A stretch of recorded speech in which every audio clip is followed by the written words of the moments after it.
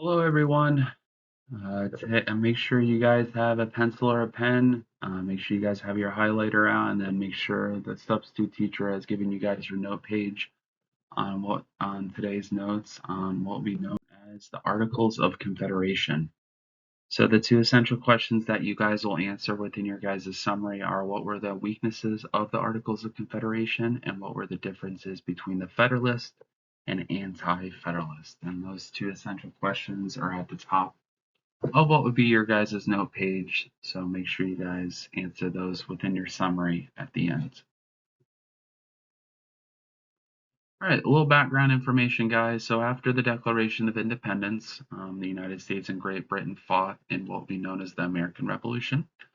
That war took place from 1776 to 1783. And during the American Revolution, guys, the United States formed what would be a new government. And they created a constitution that was called what would be the Articles of Confederation. So the Articles of Confederation, guys, was our first nation's constitution. So once again, guys, you didn't have to write anything on that slide because nothing was in yellow. All right, let's talk about what the Articles of Confederation are. The Articles of Confederation was the first constitution of the United States. Under the Articles, guys, more power was given to what would be the states, not the national government. So in reality, guys, our first system of government was considered a confederal system. The national government's power was very limited. The reason why that was because our country, was fearful of what would be a king. So we did not want to give any power to what would be the national government. We wanted to give more power to what would be the individual states. So once again, the Articles of Confederation gave more power to the states. And once again, Articles of Confederation was the first constitution of the United States. All right, let's talk about some of the weaknesses of the Articles of Confederation. Um, the reason why the Articles of Confederation would eventually fail and why we would have to create a new constitution after this was because, one, it was hard to pass laws. 9 out of the 13 states, guys, needed to pass. This meant it was very hard to pass laws specifically because you needed 9 out of 13 states to agree to it. Um, it was very hard to even change what would be the Articles of Confederation. You needed all what would be 13 states to actually approve a change to the actual document. And it is very hard to get every single state, every single person within that state to actually agree upon something. So it was completely impossible to actually change or amend what would be the Articles of Confederation. And then on top of it, Congress, so the lawmaking part of what would be of our government, could not collect taxes. They could not force other states, to obey what would be laws, and they could not regulate trade. So that was in some ways like, if you couldn't regulate trade, you couldn't, gain money. Government couldn't gain money, and that kind of goes along with what would be collecting taxes. So collecting taxes is obviously important because that's how the government pays for things. But Congress could not do those three major things, and those were considered what would be the weaknesses of the Articles of Confederation. So let's talk about an event that would change the way we look at what would be the Articles of Confederation. And, the Shays Rebellion is a massive effect of what would be the Articles. So Shays Rebellion was an event in American history, and it took place in 1787. The rebellion itself was led by a man named Daniel Shays. Um, a lot of farmers within what would be the United States at the time were losing their land because of overdue taxes. And the reason why, a lot of these farmers were losing their land because many of these farmers were former American, revolutionary soldiers, and they were still not paid for what would be their work yet, and or for their service, being a part of what would be the army. So along with this, a lot of these farmers, along with what would be Daniel Shays, started to attack courthouses and judges and tax collectors, um, because those were the individuals and groups that were taking away farmers' land away. Um, and eventually, these farmers caused a massive rebellion to take place in what would be Massachusetts, where Shays' rebellion took place.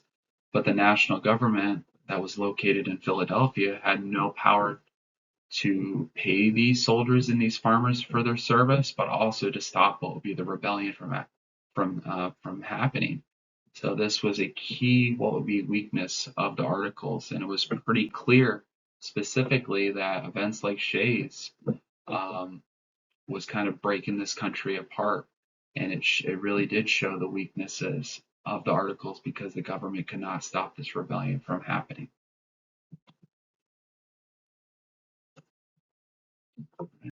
We're just gonna skip these questions, guys. But if you really, want to quiz yourself in some ways, you guys may answer them and pause them and take a moment just to answer them in your guys' head. All right. So after Shays' rebellion and eventually a new constitution and government would be formed, and this took place in 1787 in Philadelphia, and it was known as the Constitutional Convention. Delegates, representatives from each state came to what would be Philadelphia to create a new constitution. 55 delegates represented all 13 states at the convention. But the thing is, the convention was done in secret. Many of the delegates did not want public opinion, so you know the public's opinion to sway what they would say in what would be debates. So technically, our government and the way our government was formed was done in secret, away from what would be the public.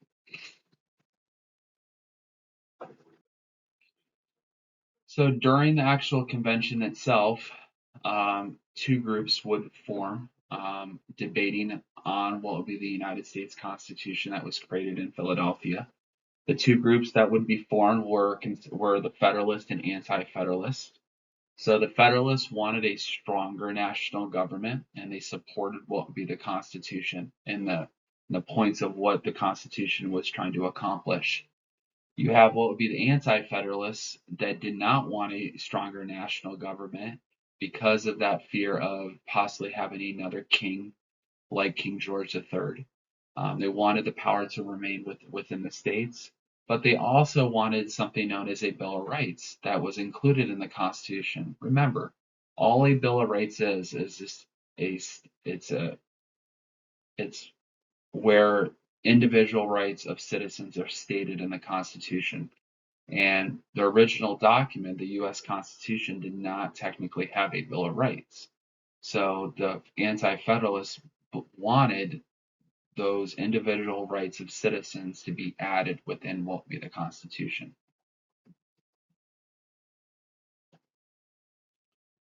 So the Federalist Papers. So in order, to kind of sway public opinion and sway, American citizens to think that the new United States Constitution was right, the Federalists, were trying to convince people in other states that the need for what would be a stronger national government. So the Federalist Papers was actually a set of essays written by what would be people like Alexander Hamilton, James Madison, and John Jay. You probably have heard of those names before. But all the Federalist Papers were just a series of essays trying to convince people in states that the need for what would be a stronger national government and the need for what would be the United States Constitution. You did have, on the opposite side, though, you did have the Anti-Federalists that published their own set of essays that was called what would be known as the Brutus.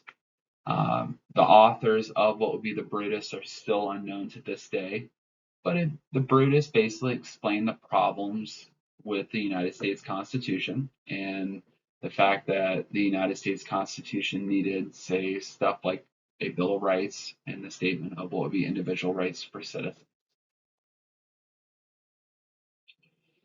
So both the Federalists and Anti-Federalists eventually came to what would be a compromise. The Anti-Federalists did go along with the Constitution because a Bill of Rights, so those individual rights for citizens would be added. In the United States Constitution was ratified and approved in June of 1789. The United States Constitution, and you have to know this specifically, guys, the United States Constitution fixed the problems of the Articles of Confederation. And a lot of the weaknesses that we went over with the Articles of Confederation were solved and fixed by what would be the United States Constitution. So just make sure, guys, take these questions as, make sure you guys know the specific answer to these questions and, answer them in your guys' head. Or you guys can use them on your left side questions. I don't mind. All right, guys. So make sure you guys finish up your guys' notes. So make sure your notes have 3 left side questions, highlight key information, and then your summary answers the 2 essential questions in a 4 to 5 sentence paragraph. And then make sure you guys use the details from your notes to complete the summary. All right, thanks, guys.